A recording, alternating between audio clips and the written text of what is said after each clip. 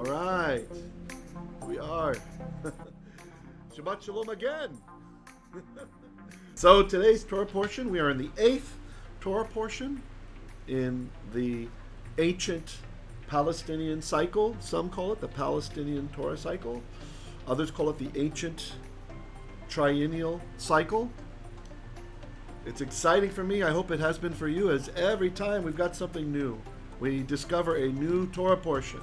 For those of us who grew up on or are used to the annual cycle, which was a later development in Judaism, that now we have this wonderful, nice-paced triennial cycle. And it's amazing, even with the triennial cycle, I can kind of see why it's twice in a Shemitah year. Shemitah cycle, why we get through it twice every 7 years, because you really can't even get through the whole thing.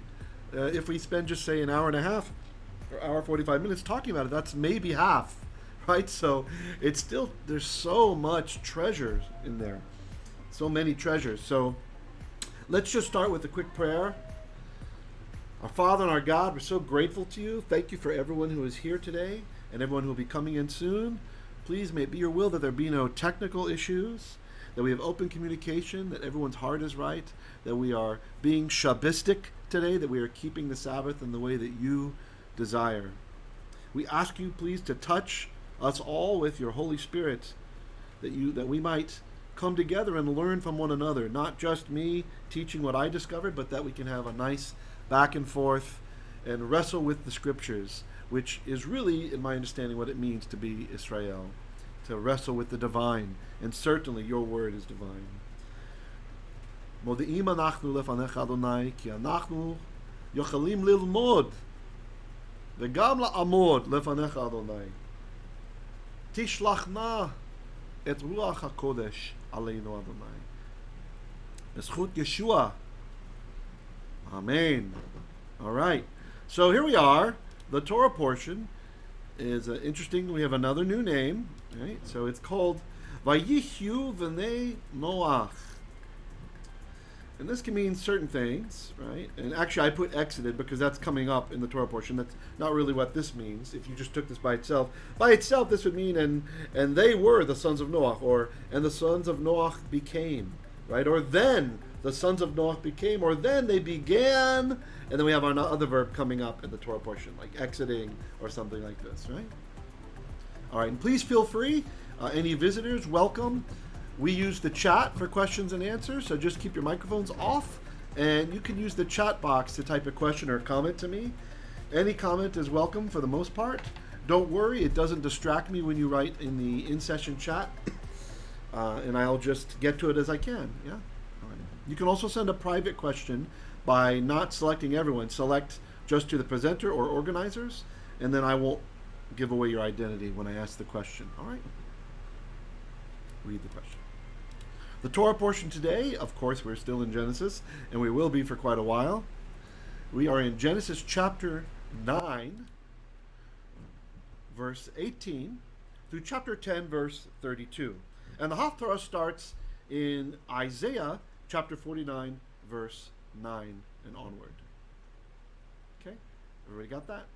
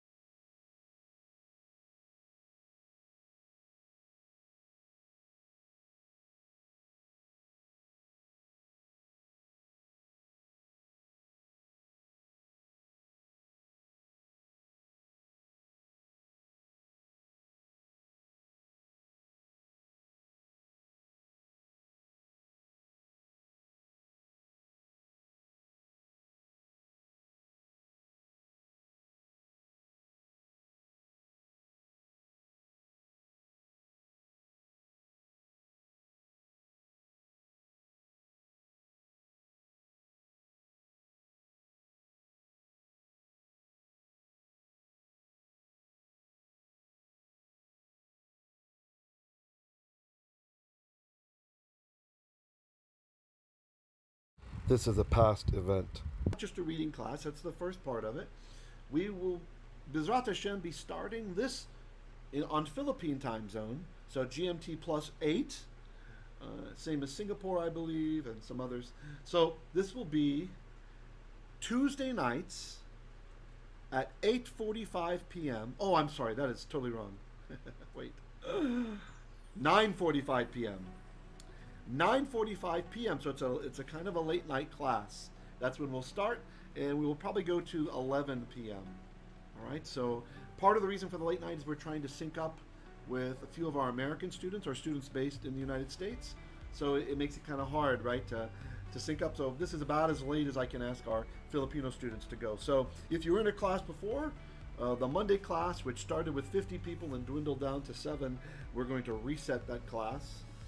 And with this class, the difference is this one will have, we are doing the half-shekhel principle, right? So what this means is, just like in ancient times, everyone had to give a half-shekhel, the poor and the wealthy alike. And so there's a base fee for the class, and a hope of that people will be able to give love gifts as they feel appropriate with the class. But the only thing you have to pay is the base fee. And the reason is, it's ridiculous to go from 50 people in a class to 7.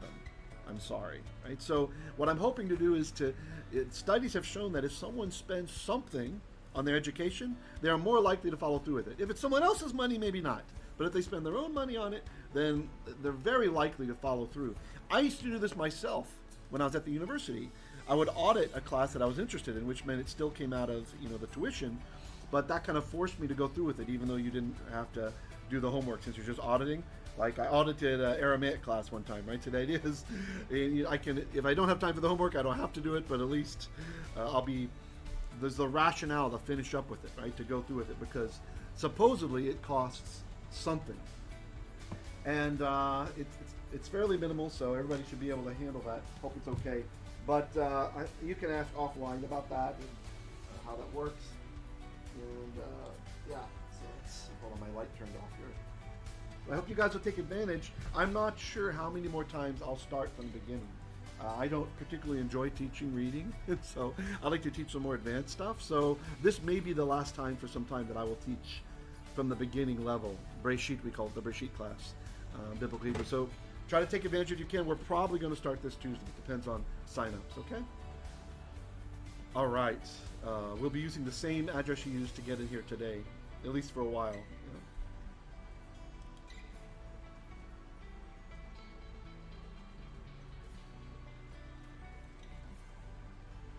Oh, yeah, one other comment about the half-shekhel.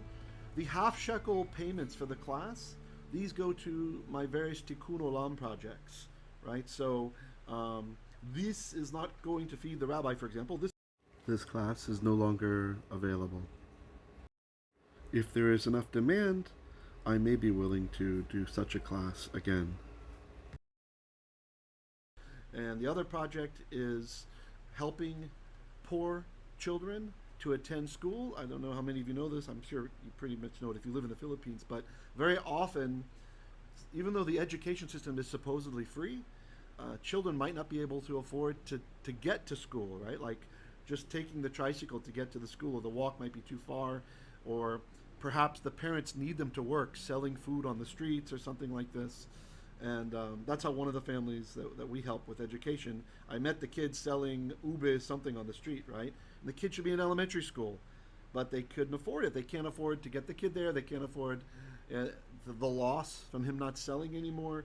And so that's part of one of the Tikkun projects, is to help children like this to be able to have an education. And even those who attend school, there's costs for projects, right? Project materials. I've met a lot of people that they had a problem. They maybe attended school, but they had to dig through the trash to get materials every time there's a project assigned, right? And so of course, often the teachers are not sensitive to this, and so they don't get as good a grade as the rich kid did, or the kid who can at least afford to buy poster board and cardboard, and the cutouts and glitter or whatever is involved in the project. So that's one of the Tikkun Olam projects. And the third one,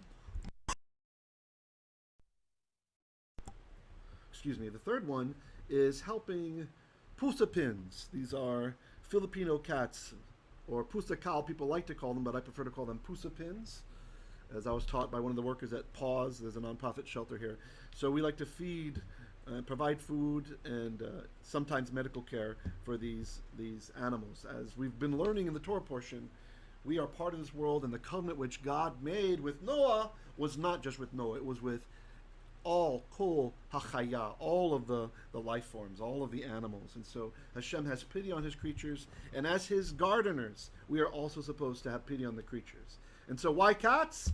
Well, it seems most Filipinos have an affinity for dogs, and so they might leave the cats neglected. So we'll hope that someone else pulls up the slack on the dogs. All right, so let's get started. Here we are in Genesis chapter 9, verse 18 and 19, you see on the screen. Let's get into these. And it says, vayihyu b'nei Noach hayotzeim min hateva Shem v'cham v'yafet. Okay, v'yafeth, we probably should say. So then the sons of Noach began exiting. Yatsa, we know Yatsa, to go out. They began exiting from the ark.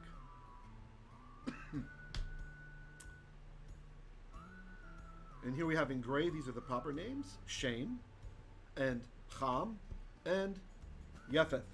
Usually it's Yafeth. Here it changes to Yafeth because of some stuff on how it works when you sing the verse.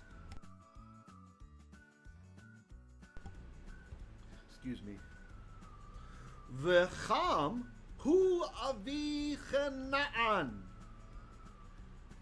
And now Cham, he was the father of Canaan, of Canaan. So there's a lot packed in there. You see all my colored bubbles on there? Those are each from different commentators I want to invoke as we discuss this. So let's look at this, the full phrase. Now Cham, he was the father of Canaan. So what's happening here? So here I'm going to read to you from the sage Ibn Ezra. And he writes, this teaches that both Cham and Canaan were wicked. And as the father does, so do the children, often. Canaan and not Cush. Cush was Cham's firstborn. Genesis chapter 10, verse 6. Now, let me interrupt Ibn Ezra there. Sorry, Ibn Ezra. No problem. All right. I want to interrupt for a second. I thought this was very interesting because a Cushite, this is someone from what used to be Nubia or modern-day Ethiopia, covers most of the region. And this is, of course, where Moses' second wife is from, right? We're told that she was a Cushite. Remember, that's why his sister gets in trouble for Lashon Hara. She's mad that he took another wife and all that stuff. And it's interesting because the Bible, compared to other works of antiquity, and especially compared to other religious works, is not a racist book. I mean, it's kind of amazing for the time. If you read the Bible, I mean, okay, look, Jews versus everyone who's not a Jew? Maybe. Maybe you could say, all right, if you picked like those who are Hebrews and those who are not, then definitely there's animosity for the non-Hebrews, right? As a group, right? All the way from China to Africa and up into Northern Europe, all of them were considered one thing. But that wasn't because of their ethnicity. This was because of their religions, because they were pagans. They worshipped water, they worship the sea, they worship gods. And this is even, I have a friend, an online friend from a solar community who is in Thailand. He's a European fellow, and his wife is Thai, and he was telling me that today, or maybe it started yesterday, they have some special holiday there where they make these, have you ever seen the Chinese candle-powered balloons, right? Like the flame produces heat, and it makes a very light balloon item go up into the air. It's really beautiful. A Goyist, right? Yehoshua says Goyist.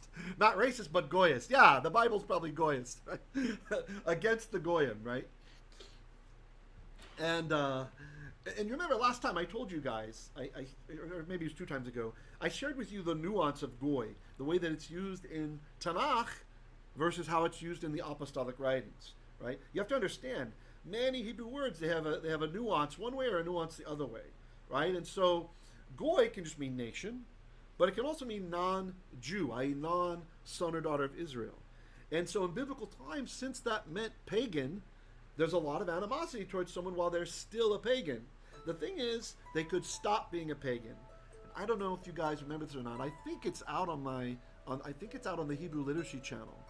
If you check out the Hebrew Literacy under Lekach Psalms Deep Learning, I think we have Psalm 16 out there. And Psalm 16 is quite amazing because it has vast linguistic evidence that it was written by a Canaanite, right? Which means that you don't have to remain a Goy. Goy, it's not just about race, right? It's not just about ethnicity. It would start that way because the children's teeth were set on edge. When a person was born into a certain society, still today, they are at an advantage or they're at a disadvantage. If you're born in Israel today, that's an advantage for you. Even if your parents aren't Jews, even if you're not part of the Jewish faith, it's still an advantage because you are surrounded by kashrut. All the grocery stores, they don't carry anything that's unclean. You have to look for a little tiny Russian hole-in-the-wall grocery store if you want to find pork, for example. Right? Or you might have to find I remember in Haifa there was a little Filipino store, but it was kind of like underground. It's like a basement that had been converted into a grocery store for the expat Filipino workers there, the OFW workers, right? So maybe you could find shrimp there. I don't know. I didn't see it when I went there. I saw bongos though. And so, so there's most of the society is doing a lot of things that are correct with the way that God had planned his law for humanity. And so being born in a culture which is automatically keeping Sabbath, things are closed on Shabbat, for example, right? In Jerusalem, the buses don't even run on Shabbat, right? So this sort of thing, there's an advantage to that. And this is what people oftentimes get confused about when Rav Shaul, or the Apostle Paul, he's talking about what advantages there of this, right? Or he's talking about basically the advantage of being from the society which is not pagan, right? And so anyway, this friend of mine, anonymous, he was all excited. He grew up Catholic, although non-practicing, right? Like many Catholics are. And his wife is a Buddhist, and he was explaining to me about this holiday. They have, they do those little candles that fly up into the air, the Chinese thing, very cool. But he says that a lot of that culture think like it was the river spirit or something like that. And he was telling me yesterday how his wife was so grateful to water, was so grateful to the river and to water because life comes from that. And I had one of those moments where, it's uncomfortable because you have to correct someone, but they're not of the same faith as we are, right? But still, so there's a chance the person's going to get angry or offended or whatever. So I went ahead and shared with him. I said, look, that's interesting. It's so different from the Judeo-Christian ethic, from the biblical teaching. We've been studying Genesis lately, and we've been finding that a lot of the stories in Genesis, they exist in other cultures also, right? The flood one, for example, right? We talked about Unatpishtim and Gilgamesh and these other stories that have a flood story in them, similar to the Bible's. But that the difference is in those stories, nature oftentimes is worshipped or feared. Even the gods in one of the stories, they feared the flood, the chaotic forces that they had released. They themselves became fearful. There's this, one of the stories, you've got Ashteroth, or Ashteroth. She's crying, she's weeping because she's scared about the flood, right? Things like this. This was the ancient world's perspective, that nature in and of itself was often to be worshipped. In Egypt, they worshipped the Nile, right? The Nile, it was a god that gave them sustenance, and they worshipped the sun, right? Which is where really all life is supported, if you think about it, from photosynthesis. So anyway, I didn't share all those details, but I shared to him that the Bible is different in that it has those stories too, with the correct take on it, of course. But it's an attack against that other way of thinking, that the God of the Bible does not like it when people thank the river, for example, right? When they give gifts to a river spirit or to the river or something. And it seemed to me that that's also incompatible with Buddhism. Like, you would think that the focus should be that the river is an illusion. It's not even there, right? So anyway, so I kind of passed it. He didn't get angry, Baruch Hashem. And it just, a lot of it reminded me of things that we're encountering today. So here when Ibn Ezra, when he talks about Cush was not one of the children who were cursed, right? This is very interesting to me. In fact, it's probably why Noach did not curse Cham, but he curses Cham's son instead. One of the reasons, because some of his sons were not sinners, For example, Cush. And this is another great example. It's very subtle. You might not have noticed it, but slowing down, smelling the roses, right? Looking at the text, letting it wash over us, maybe reading it several times in the week, looking at the commentators, you can start to see some of these things.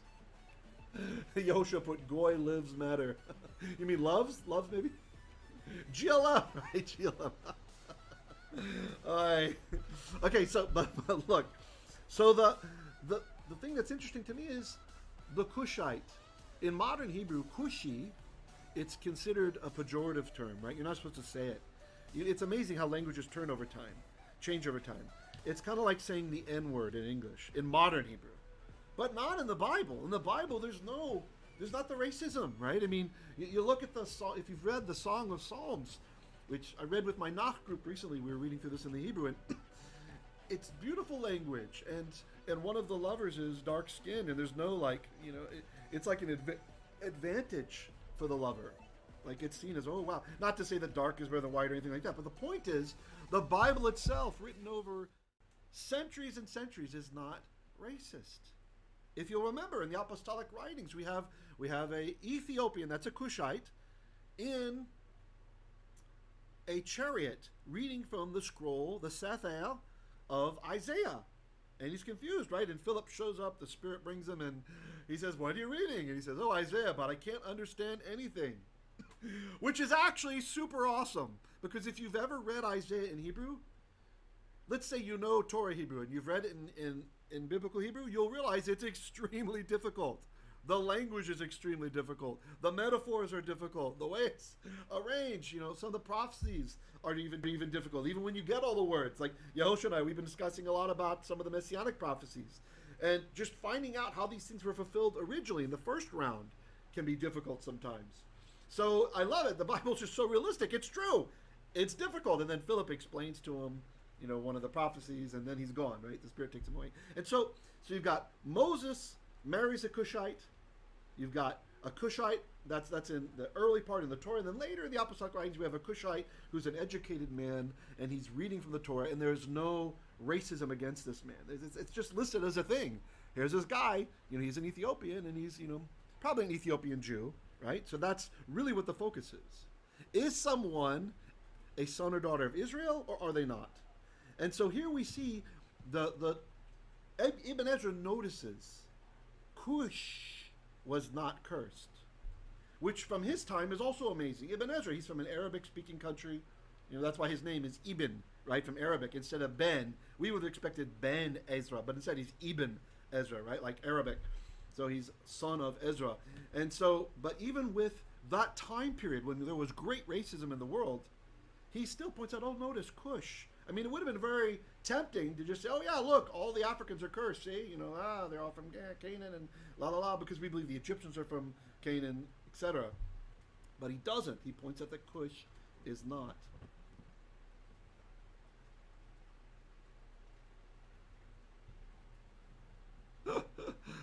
Dan says Cush was, okay, I'm not going to read that one. Yehoshua says, the Torah teaches the Jewish people to be kind to the stranger amongst them. In other words, not to be xenophobic. Exactly. That's a great point. That even goes beyond what I'm saying. Yehoshua's point is that not only is the Bible not racist, which is so crazy because in the United States, I remember I had a personal trainer before, and he was a black Muslim man, right? And I would talk to him about the Quran from time to time.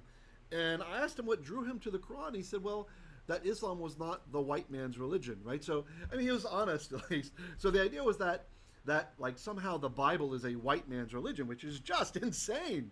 Was it Europeans who wrote the Bible? Every writer, Old and New Testament, they're all Jews, right? So it just doesn't even make any kind of sense. Yeah, it's ignorant. I agree, it's ignorant, right? In fact, that religion is extremely racist towards blacks, especially if you read. There's lots of stuff in the Hadith, the authentic Hadiths.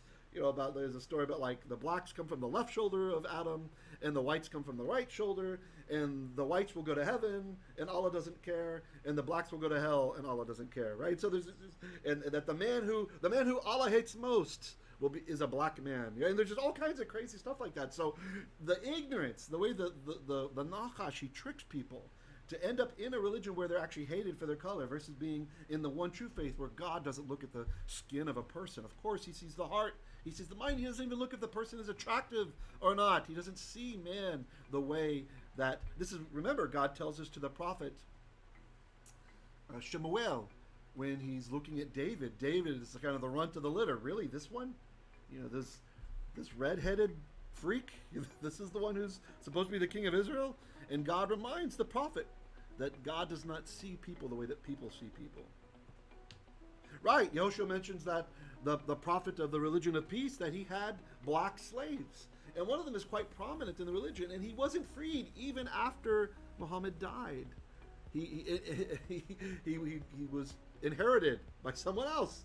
And so, you know, this concept of ever freeing slaves, you really only find this in the scriptures, in the Torah, right? Even the concept of having a limit on servitude. Yes, and Muslims have always been involved in trading black slaves, exactly. So it's just insane that in the States, a lot of our citizens who are members of that faith, they were fooled into this idea that is the faith for so-called colored people, whereas the Bible is the white man's religion, and it's just hyper ignorant. So here we have this beautiful example, Ibn Ezra, even coming from an Islamic country, even having Arabic as his native language, and you know, he later moved to Europe, but Ibn Ezra, he is not affected by this racism, because he has the Torah, he has the word, he understands it's not about race, it's not about ethnicity, it's about either being born into or choosing to join the people of God, to join his nation, the B'nei Yisrael.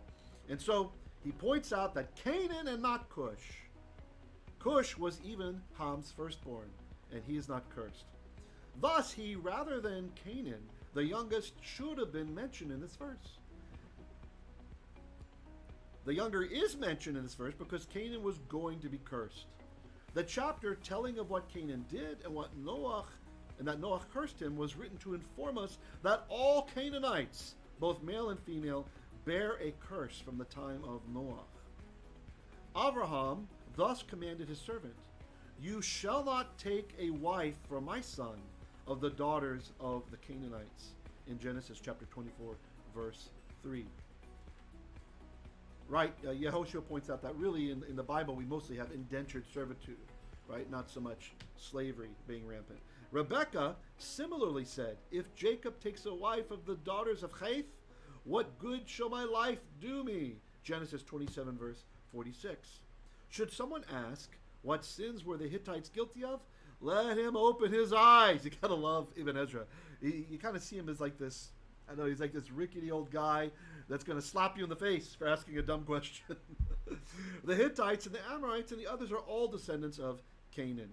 That's Ibn Ezra. And of course, they all were idolaters, which is why they had to be expelled from the land and not allowed to coexist with us, to seduce us into going after their gods.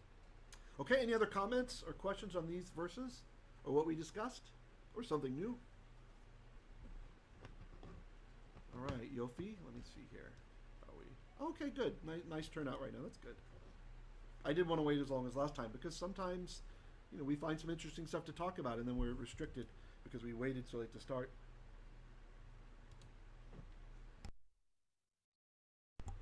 So, Sforno comments on this, Hu Avi Canaan, he was the father of Canaan. Canaan, infamous for his wickedness, and Cham was similar in character. Thus he was the father of Canaan in the spiritual as well as the biological sense, right? The spiritual father. Like I oftentimes talk about Protestantism, that their spiritual father was the wicked Martin Luther, the murderous, perverted person that he was, and also some of the other leaders of the Protestant Reformation who were also very, very wicked. So sometimes, you know, I interact on forums online and I do debates with people sometimes, and whenever I run across anti-Semites, Protestants or anti-Semites, it's interesting. Usually they think Jacob was wicked, right? That our father Jacob was a wicked man until he had his conversion experience, right? Until he wrestled with the angel. And then after that, his name changed to Israel and all is good, right? Again, just linguistically ignorant, biblically ignorant, culturally ignorant, but the hatred is there. And I remember telling one time to some family members, I'm having this debate with one of these people, and others are chiming in. I'm like, wow, he's so ticked off at this idea that Jacob was righteous and that Esau's wicked, right? And I said, I know why. It's because Luther is his father. And so I kind of did a little experiment. I said something about Luther, right, about how wicked he was, what a murderer he was, and boy, the guy flew off the handle. I was so right. It's his father. And then one of the people in the chat, they even chimed in. Why would you get mad when we say something about your father? Why would you say something bad about our father? He even referred to Luther, Yamach Shemo, as his father. So there is a spiritual tradition that is passed down through teachings that is beyond just being passed down by biology. This is why oftentimes Jewish literature will refer, the students will refer to someone as their father who is their teacher, right, as their teacher. This also happens in the Greek schools as well. They would refer to like a great philosopher who had taught them, they would call him their father. So what about this Avi, my father? Chizkuni comments that he is singled out for mention. This is Canaan. As he was conceived while his parents were still in the ark. He was born immediately after his parents left the ark. Do you remember what we taught as the tradition and reasons for certain? They entered into the ark separate from their wives. They came out with their wives. You remember there are many opinions who agree with this, that for the humans, that sex on the ark was prohibited, right? So that there would be a year of no sexual relations as the earth is being purified, as all of the creation is being purified. But here we see this tradition that Chizkuni is talking about, that Cham did not obey this edict, that he actually conceived Canaan while on the ark. Yehoshua comments, what's the modern rabbinic view on the rules around servitude applying nowadays? That is very interesting. A lot has changed in Jewish culture since the diaspora was a real thing, right? So for the most part, servitude ended pretty early. And the reason, it's derived to pikuach nefesh, right? Jews were treated very badly by Europeans, also by Arabs, and basically wherever we were mistreated, right? As the prophecy said, your name will be a bygone and a curse, and this all happened. And so the rabbis responded in forbidding certain actions so that the Gentiles would not be jealous, right? So for example, Jewish women are not supposed to wear gaudy jewelry, like they're not supposed to show off gold and precious metals, except on Shabbat. It's permitted on Shabbat, right? So the idea is so that the Gentiles do not see you and become jealous, like you don't attract the evil eye of the Gentiles, and a pogrom happens to steal all our jewelry, right? Or Jewish men don't even wear jewelry usually, right? Not even a wedding ring, right? This is for the religious. This is the tradition. Although there's other reasons for that. Some say it's because the golden calf, that it was the women who refused to give their jewelry, and that was Aaron's strategy by asking them. He knew they wouldn't want to give it up, but the men did, right? So there's some say that that's why. It's really unknown why Jewish men don't wear jewelry, but it might be related also to this not attracting the ire of the goyim, of the Gentiles. Even the German Jews, there was a 1,000-year ban on polygamy, for example, right? Rabbi Gershom, for 1,000 years, he said, you should not take more than one wife because the Gentiles will see it and they'll be jealous and it'll cause violence on Jewish people. So there are many things in modern Jewish perspectives, like what you're asking about Yehoshua, which, right, that's right, that ban expired, right? But which many things in modern Jewish perspective, which are a result of the times. It's their rabbinical tachinot on behavior in order to protect the community, right? We don't want people to be so jealous of us. Because God, He keeps His promises. We have been made the head and not the tail in many instances. Many Jews are very wealthy. Many are successful. Many have invented many things. Many have risen very high in government, etc., etc. And so why add fuel to the fire? Already people have their stories about Jews controlling the World Bank and all this stuff. And so our sages, they act to protect us. So it's a good question about slavery. I don't know for sure, but my inkling is that, for one thing, you never hear of a Jew having a slave today, right? My inkling is that in the modern era, it would be frowned upon because of how the Gentiles would treat us, right? But really, if you have like a live-in maid, for example, how is that different from an ancient indentured servant, right? They live with you, you give them their food, right? Maybe you help out with their children, etc., that kind of thing. So I think it's largely just nomenclature. It's just the terms that we use today, right? Like we wouldn't say someone is an avid, right? An avid, it can mean both slave or it can mean servant, right? And so the terms have evolved. We use nicer language for today when really the person understands. They live with you, they work for you, etc., etc. Yeah, that's correct. Yehoshua asked the rules of servitude, releasing them in the 7 years and all that stuff in the Torah, it only applies to Jews. That's correct, not to a Canaanite slave, for example. Yeah, but a Canaanite could change his religion. He could become Jewish, right? He could see that that's the real way, and so if he converted and became a son or daughter of Israel, then those rules would apply to him. And the Torah perspective is kind of like you're keeping them from idolatry, which will destroy them for eternity, right? Because obviously a Canaanite slave living in a Jewish house was not allowed to have his idols, right? He's not allowed to be putting up Asherah poles. He's not allowed to be doing all this stuff. And so he's learning the way of righteousness in an era where most people were illiterate. So it's hard to see from today's portal of what is right and wrong, right? Like slavery is wrong. Oh, how could you? Why is it that the Jew is only for 7 years and the non-Jew is for his whole life? Well, it's keeping him from death. You're really saving his life is kind of the idea behind it, right? And again, if he changed and became a Jew, if he joined us, then okay, then that's a different rule. We don't have to worry about him going and practicing idolatry. And actually, it's beyond this. I do remember reading from the sages on this, reading something in the Talmud about it. I think it's in Kitlubot.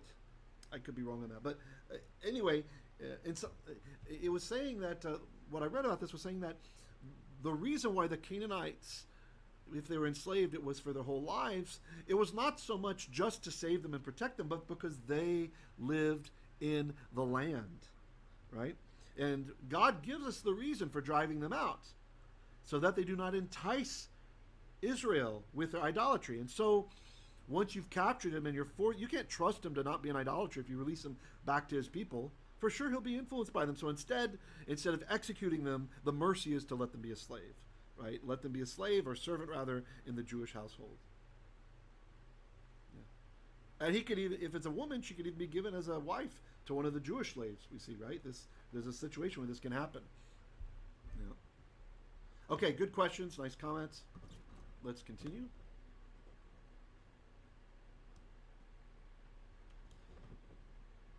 Verse 19. Shloshai b'nei Noach.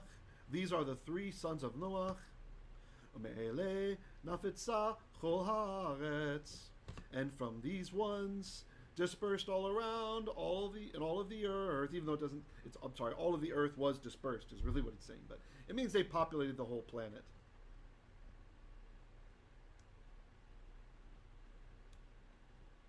This, of course, would be a shot across the bow of those who believe that the flood was not a global event, right?